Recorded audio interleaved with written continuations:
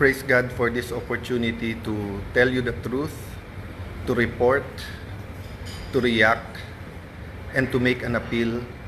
First, sa mahal nating Panginoon, and second, sa ating mga kababayan. First po, ang aking pong appeal sa lahat is we start focusing on the truth and the whole truth. Half-truth, hindi pa rin po truth yon. So let me narrate the facts to you and let me tell you the truth. Magandang hapon po sa inyong lahat. First truth, hindi po magulo ang Senado.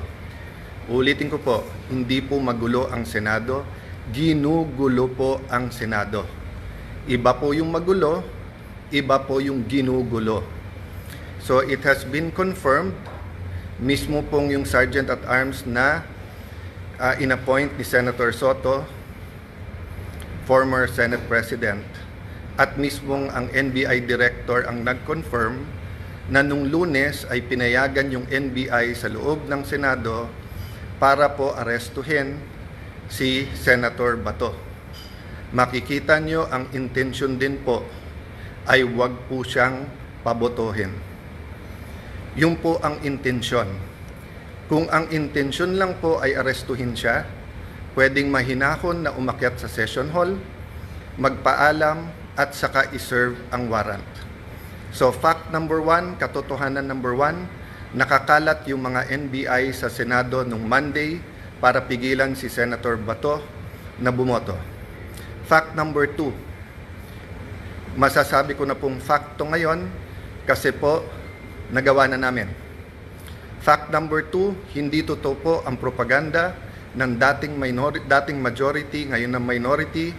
Yung propaganda po ng mga Dean of the Law Students, Law Schools, and I'm asking these deans to issue an apology. Naniwala po sila sa propaganda. Let me correct myself, ha? Naniwala sila sa propaganda. Yung propaganda is that the new majority is here to stop the impeachment. We received the impeachment sa gitna ng kaguluhan Wednesday night. I signed the letter yesterday, sent it to the House of Representatives, na-receive na po nila, at nakalagay sa sulat na ayon po sa rules ng Senado, kasama sa order of business sa Monday, and kung walang magque-question ng rules, at sa aming caucus nag-agree walang magque-question ng rules, ng impeachment rules, sa hanay po ng majority, o sa amin pong 13. Therefore, we can already convene as an impeachment court on Monday. So lahat po ng kinakalat nila na ito po'y lahat na nagaganap para protektahan lang po ang isang tao ay hindi katotohanan.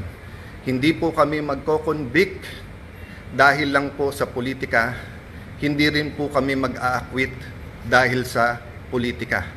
Impartial impeachment trial ang nasa konstitusyon, yun po ang balak naming gawin.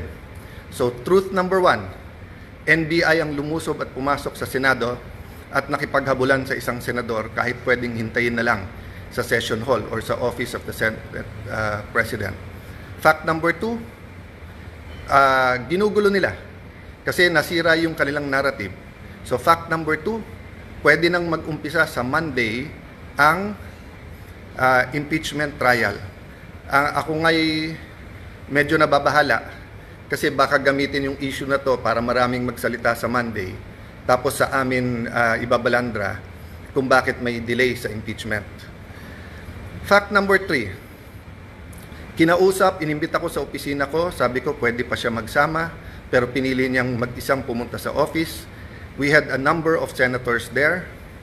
And sinabi po ni NBI Director, he will follow the Senate and he will not arrest sa loob ng Senado. We told him to submit the warrant para makita namin. Sabi niya nung Lunes, Tuesday niya isasubmit kasama ang sulat. Pinayagan namin iuwi niya yung 10 operatiba niya, agents niya, with the condition na ibibigay niya yung spot report.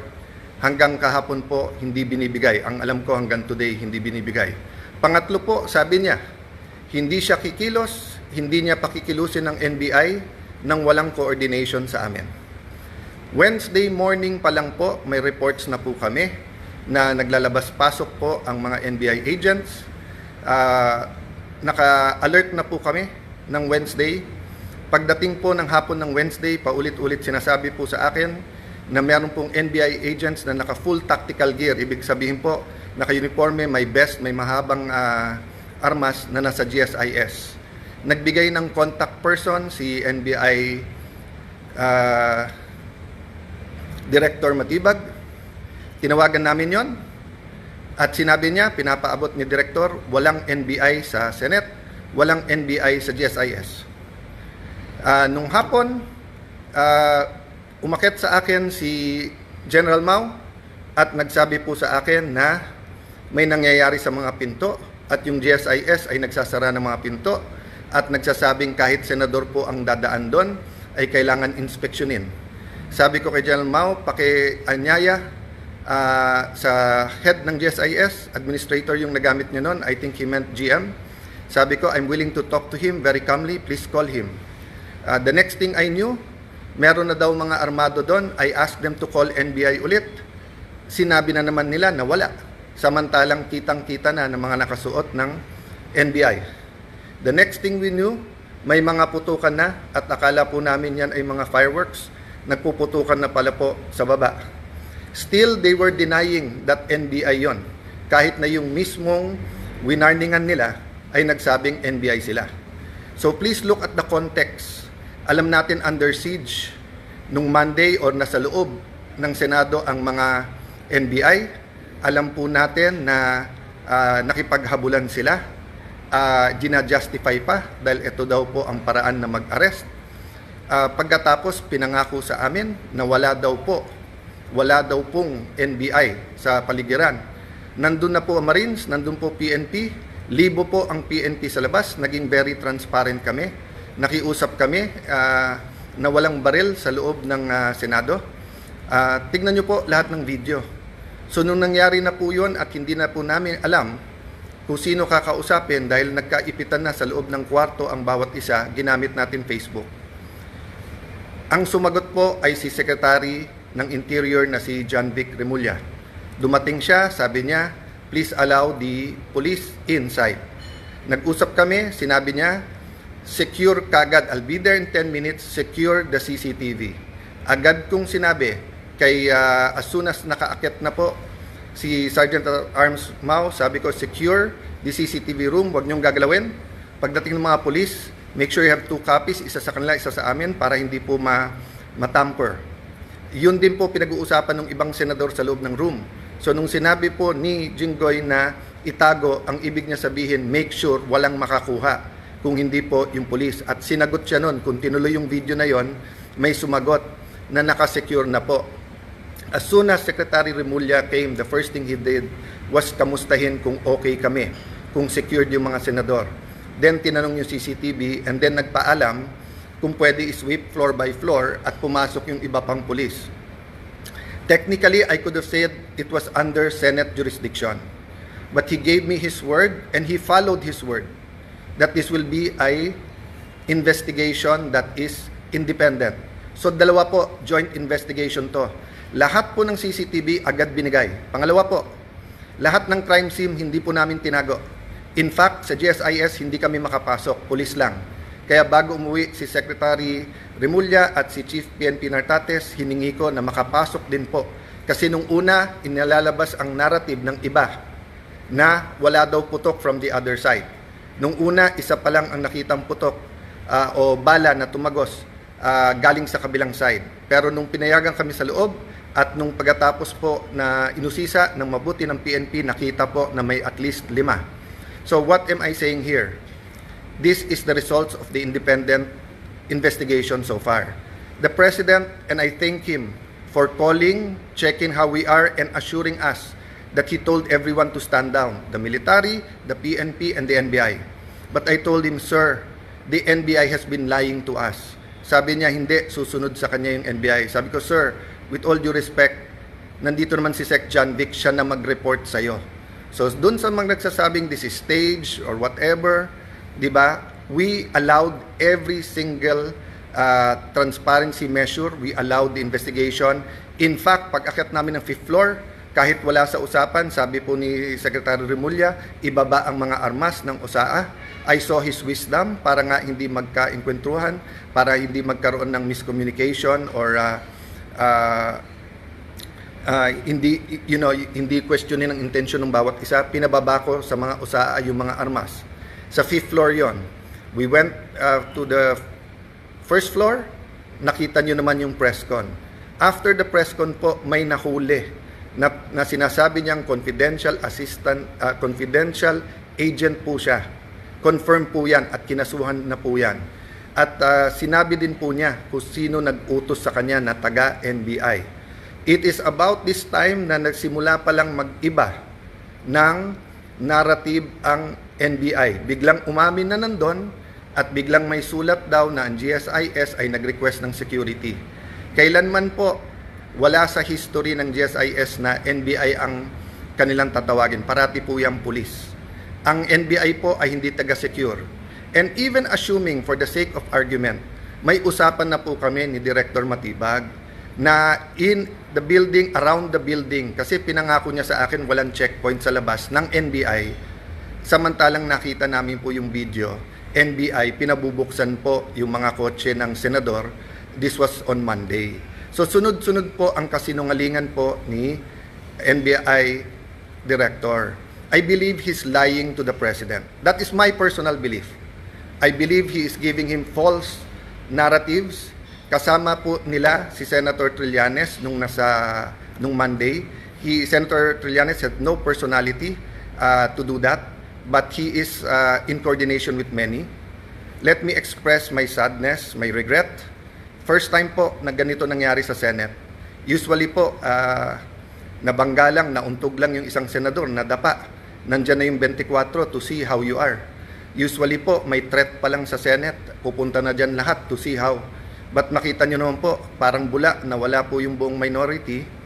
Pagkatapos, wala kaming narinig hanggang mga 10, 10:30. Nung sinabi lang po, 9, 10, I don't know the time anymore. Nung sinabi lang ni Senator Camille that we're okay, doon lang nagparamdam yung iba. And then ngayon, sunod-sunod, galing sa minority, pinagbibintangan pa ang majority at ang Senado. Pinaligiran tayo ng NBI, naka-full tactical gear. When we defended ourselves sa Senado, sasabihin nyo pa, nakakalungkot at magulo ang Senado. Nakakalungkot po because never nangyari to sa institusyon ng Senado. Even po yung mga kapatid natin sa kaliwa, sa progressive group, nandyan po ako nung Batasan 5. Hindi natin pinayagan na arestuhin kayo dyan sa loob. Kasama ko pa ho si Senator Lacson noon na binisita kayo. Binigay namin ang moral support. So alam nyo po anong ibig sabihin po ng courtesy ng wag mag-aaresto sa Batasang Pambansa or dito po sa Senado. Having said that po, there are different issues na sinagot ko na sa inyo. But I'm going live today because I heard the Ombudsman will do an independent investigation. That is good news. But I also heard that he issued a suspension against General Mao. Assuming for the sake of argument that it is a valid suspension and the reason is preventive suspension para hindi magulo yung investigation, number one, there is a duty to inform us so that we can replace, so that we can make sure na safe ang Senado. Remember, the impeachment is going to start on Monday. So how can we secure and make sure matuloy at hindi na naman kami guluhin tapos kami na naman ang pagbibintangan? Number two, bakit po, and I like to honor and express, diba, that in my dealings with the Ombudsman, Boying Remulla, it has always been with respect. We many times disagree, but he, to me, had an open mind. We disagree in legal, but he listened. If he disagree, he disregards. If he agrees, so let me just appeal to the Ombudsman, suspend also the NBI director because he is more a suspect than General Mao dito. We do not want to set a bad example in the independent investigation, and we do not want to put the Senate in harm's way. If we tell the OSAA, the Marines, the PNP who are all there, that pagka may armed men all around the Senate, we cannot defend ourselves. Sino po sa inyo, mga kababayan, pag may winorningan na kayo na wag na kayong lumapit sa bahay namin. Lumapit sila naka full tactical gear at meron pong mahabang armas. Sino sa inyo hindi magve-verbal warning na umatras na kayo? At pag hindi po kayo umatras, sino sa inyo ang hindi magwa-warning shot? At ine-expect nyo kaya nga warning shot ay aalis at uuwi na sila. Pero ano po ang naging reaksyon? Bumaril po paloob ng Senado. It is the first time, ang alam ko lang po may barilan sa batasan nung kudeta. I don't remember now if that was 87 or 89. And I don't even know if it was inside the batasan. Pero it is the first time na Senado babarilin sa loob ng Senado. Lahat po ng Senate media were in the second floor. They have footages po. The investigation can be done independently. I have held off from the Senate investigating ourselves. Diba? We can also investigate. But I don't want this to be political. I want it to be calm. I want to respect yung sinabi ng Presidente. And I assume good faith. I assume he was telling me that based on the information he had at that point. I take offense that the Executive Secretary posted in his Facebook na staged without waiting for the investigation. Hindi ako nakatanggap ng tawag sa kanya na kamusta na mga senador, kamusta kayo? I promised my family and some people I will not be emotional in this broadcast, but ito lang po ang pahatid ko po sa lahat ng executive department. Kung anak nyo po kaya yung nandun, kung asawa nyo po kaya yung nandun, yung mga anak ni Joel Villanueva, haven't they suffered enough kahit na sunod-sunod ang false narratives nyo sa kanila? What do you think they felt when they thought na baka hindi makalabas ng buhay yung kanilang tatay? Si Camille, bata pa, kakapanganak lang, di ba? Few months ago. Nandun po, naipit sa loob, hindi malaman kung anong gagawin. My sister, she's healthy, she's beautiful, but she's not a teenager. If she had a heart attack, anong gagawin nyo? Yung staff ko na legal, hindi political yung mga yon. Di marunong sa politika. They just joined me this term. Traumatized silang lahat. Sabihin nyo may mali na mag-warning shot. Sige na po, may mali. So ang sagot po ng NBI, kung may mali ang Senado, barilin ang mga Senado. Kayo po sa minority, mas importante sa inyo ang 2028, mas importante sa inyo ang Senate presidency, kaso sa buhay ng mga kasamahan nyo. O sige, tanggapin ko na yun. Tanggapin ko na kung meron utak pulbura, meron din utak politiko, but you're willing to see the Senate that way, and you're willing to join the narrative, to flip the narrative to say that since I got there, magulo ang Senate. Why? Kailan naging crime ang magpalit ng Senate President? Sino ba nagpapasok ng NBI kaya nagkagulo nung Monday? Hindi ba si Senator Soto? O, sino ba nagpadala ng NBI nung Wednesday kaya nagkagulo? Hindi ba si Director Matibag? Sino nag-utos sa kanya? I believe the President told him to stand down. But anyone below the President could have said, no, ako sundin mo, tumuloy kayo doon. He could have called me and told me na huwag kayong maalarma, nandyan. When my sister called, ano sinabi niya? When Senator Loren, he kept on denying. Nung sinabi ng sister ko from the back, kasi hindi na namin malaman nangyayari, do your job. Pinagsisigawan yung sister ko na huwag mo akong sigawan. Yan po ang response ng ating NBI director nung akala niya, nung nalaman niya na under attack ang Senado. Hindi niya sinabing, ma'am, susugod, ma'am, titignan na, ma'am, pupull outin, ma'am, tatawagin namin ng DND, ma'am, tatawagan namin. Hindi. Ang sinabi niya, huwag kayong sisigawan. So mga kababayan, kung tumawag kayo ng 911 at sinabi yung nilulusob ng mga bahay nyo, may mga armado na puputukan, at ang sabihin ng taga 911 sa inyo, huwag nyo ako sigawan, ano po mararamdaman nyo? So, I have held back emotions. I have tried to answer as much as I can. I have a narration of facts. I have the videos. I could have made accusations yesterday sa harap ng media. They know what really happened. But I didn't. Why? Because our country is in several crises right now. The crisis brought by the oil shock. So I want the 5 or 7 bills that can help us. Tinawagan pa ho ako ng DepDev, yung dating NEDA na secretary. Kasi biglang kinancel ang LEDAC sa Tuesday at sabi ko, willing ba akong ituloy? Ikaw, willing po. Dahil napaka-importante to. At sabi niya may i-discuss na new taxes na importante. Sabi ko, willing to listen. O yung pala, sinasabi ng mga kasamahan namin, kinakausap at tinatawagan at yung iba'y tinatakot dahil kailangan daw magpalit ng Senate President sa Monday. Politika na po yun, isang tabi natin yun. Let's go back to the main issue. The integrity of the Senate. The President used to be a senator. He understands this. That's why he went on national TV. I believe that's why he called. Because he wants to make sure we know in the Senate that he will not allow that. Pasensya na po sa mga kaibigan, mga kakampi sa DDS. I take that po, yung sinabi ng Presidente, I assume good faith. I assume that when I am told as Senate President and when the President speaks, he is speaking truth. Ang problema is he being told the truth. Is Matibag and others under him telling him the truth, or do they have their own agenda for 2028 and they have their own agenda for the Senate presidency? Lastly, I may leave anytime. They can remove me. I can even be gone as senator. I mean, I've reached the pinnacle, I think, of my career.